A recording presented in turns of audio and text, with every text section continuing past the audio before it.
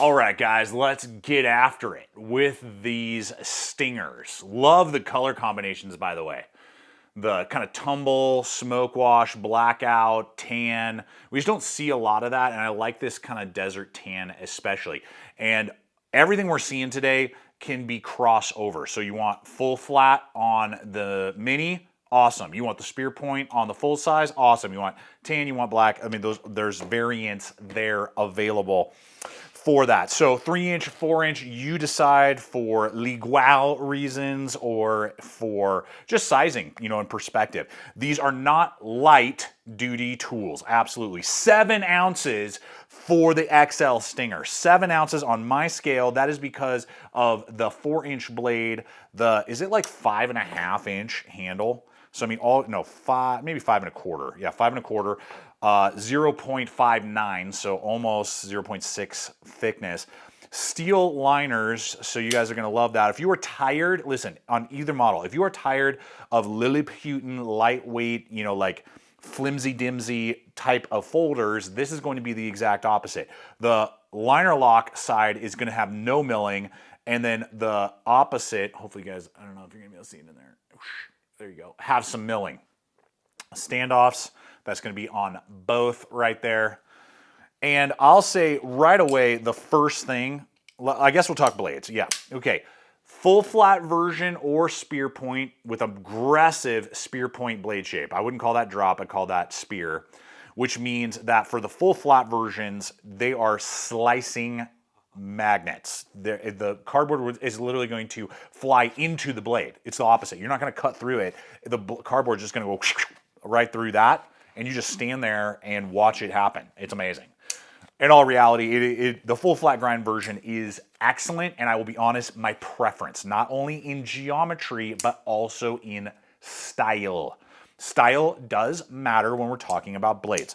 The spear point version is going to have a lower flat grind, so durability behind the edge, piercing capability is maximized, but the geometry is just different and doesn't slice quite as well. Still fine, but not quite as well. Partly also because of thickness. The mini is going to be 0.132 on the stock thickness, so a hair over an eighth on my caliper, and then on the XL, we're going to get 0.155, so basically 5/32. So that, especially on the larger, I think the full flat would definitely be the way to go on unless you just need stabbing. And if you want pure stabbing capability, I mean, that's where it is. The best part along with that is that we have 154 cm steel with the OEM Taiwan manufacturing. And if you're unfamiliar with off-grid knives, they are based here in America. It's an American company. And then these models, the OEM in Taiwan. Excellent with 154 cm. HRC is 61. Excellent. I love 154 cm. It's a really well-balanced steel on a budget. I wouldn't say, it's almost like cheap magnet cut in some ways. I'm not saying it is. I'm just saying in some ways it feels like that to me a little bit. Obviously not going to hold its edge long. I actually don't know durability-wise which one. I'll have to do some research on that. But anyway, I've had very good success with durability with 154 cm. It's got good rust resistance. I mean, there are plenty of blades out there that are going to hold its edge much longer than 154. But, oh, man, I dig it. I so dig 154 cm. I hope we see more of it. And I'm just glad that they're using it on these blades. So leave a comment what you guys think on spear point with the swedge, or in like the flat grind, or the drop point with the full flat. Which one would be your preference? Always appreciate you guys when you leave comments below in that regard. Now, there is one thing that these come with that I think every manufacturer should do. I think they should do it. I think it's excellent to see, and I hope more people do it. But before I get to that, we all know that along with an excellent pocket knife on our person is having a reliable timepiece on your wrist to make sure you're there for that important meeting, or to let you know when work's over for the day and you can head on home to the family. And that's where today's sponsor comes into play, which is Veer Watches. And aside from offering excellent quality timepieces, many assembled right here in the USA, They have their quick release wristband feature, which I really appreciate because it allows you to have a really high-end wristband for those business meetings. But if you got to take the clients out for a game of pickleball afterwards, you can swap out for a more athletic style band and enjoy the court. But that's obviously just the tip of the iceberg, with features including AmeriQuartz battery power, solar power, even automatic to choose from, and tons of different styles. Watches is an excellent timepiece for times out on the trail, for adventure, but also in the office. So guys, I'm gonna have a link popping up as well as in the description box below over to the Watches site, where you can start exploring all the different features and options and designs that they have, so you can have an excellent timepiece on all of your adventures. So the dealio has to do with not only the design of the pocket clip, but what they give you extra in the pocket clip arena. Now, we have blacked out pocket clips. They are loop over, deep ride. The tension is medium, which is perfect. So it's not super dense, it's not super cheap feeling. So you get a little bit of flex, recessed screws, exactly what we want. And you're gonna get three, look at that, 3 different screws, boom, boom, boom. So I mean, it's recessed. You have a plate on the opposite side. So not only is it really good and streamlined, but also this thing is not wobbling and going anywhere. So I really like that little feature right there. And you're gonna get that with, I believe, all of their pocket knives, regardless of the model that you go with, but definitely on this Stinger series. Here's the deal. They send you not only a spare pocket clip, but spare screws, spare hardware. Yes, massive win.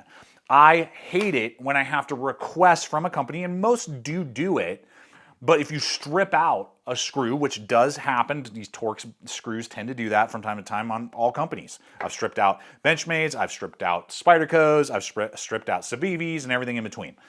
It happens, so they give you not only a spare pocket clip if you lose it, but spare hardware if you strip it out, so you can it just means less maintenance and headache for us, the user, and for the company itself. We don't have to reach out to them if that was to happen and ask for help, you know, and then they're dealing with customer calls. I think that is genius. What is that, like 10 cents more, 20 cents more, just roll it into the cost? I'll pay that all day long for that. So I think that is a really smart move, good pocket clip, all that. You can run a lanyard through that. There is a standoff that's far enough away from the blade. I think you could do that too. Now, these handles are G10 handles. Meaty, baby. Nice and meaty. Look at how much real estate. That's like 2 inches of freaking real estate on the back end. We have grooves cut in right there where your index finger would go. Locking you in. Feels comfortable. You know, they are rounded. They're not just flat slabs. They're slightly contoured. I really dig that. And then the body screws are T8s. The pocket clips are T6. It would have been great if they just did T8 all the way around. Not the end of the world, but it's just a little data point for us there in that regard. Now, they run on ceramic ball bearings, flipper actuation right there. So it would have been nice to have bronze washers. I think the blades would have still been fine for just how big and with the flipper. And the flippers work excellent. Jimp is perfect. Don't even have to flip the blade. I mean, it floats. I've had smoother, but it does what you want it to do, and it just drops in. Detent ball that absolutely holds it into place. So you get little detent balls right there. Yeah, bronze washers would have been dope. Boom! Just flicks right open. Even on the Mini, check this out, full finger grip. Yep, and that bird beak right there just grabs my finger. Just grabs me in the guard with the flipper, locks me in. We have light jimping, exactly what we want. It's not sharp, it's not aggressive. On the spear point, you have that right there. Really gives you a little tactile feel. I mean, both of these, if you need to stab and pierce, you are absolutely locked into place. These are, and they're balanced. They're really fun to just like spin and mess around with ergonomically. And those drop in, especially the large. I mean, it's just gonna like drop right in and actuate and just be really locked into place. Liner lock, you know, it's definitely, in my opinion, kind of archaic at this point. Would love to see them do lock back. I think we need more lock backs in the world to compete with a Recon. Just showing a size perspective there. But maybe you're bored of your Recon. You love your Recon, but you're just like, I just want something different. You're like, CPM 154, same Taiwan for both. depending on pricing, let's see here in a moment, maybe this is right up the alley, right? Just something different to mess around with. So the liner lock engages perfectly right there. And these are one of the more solid blades. There's no play. I have zero play right and left, zero play right and left, and none up and down. So these are very, very solid, engaging right where you would want them to. Easy to disengage and close. Whoop. You can just hear that detent like that. So the one thing to note, they have scalloped both. This one, not bad. I can easily engage and it's not sharp. The liner lock is slightly thinner. Just the overall housing is slightly thinner. So that's a little narrower and it feels a little sharp when I push on it. I mean, I'm nitpicking here. I'm trying to find nitpicking things because there's a lot to like with these blades. So, you know, you feel it a little bit more on the Mini because the material is just slightly thinner. So it'd be great to maybe, if they just didn't mill that out quite so thin right there, that would be my only critique. And then along the bottom here, the shoulder is just squared off. You know, it's not sharp, but it's just square.